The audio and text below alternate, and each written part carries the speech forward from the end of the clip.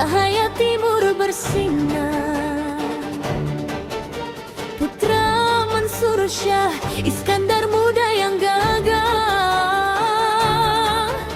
menyatukan tanah dari Malaya hingga daratan.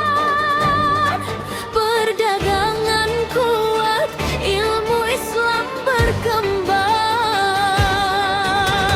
Aceh Jaya, Aceh mulia, cahaya Islam menerangi dunia. Aceh Jaya, Aceh mulia, warisan gemilang takkan hilang.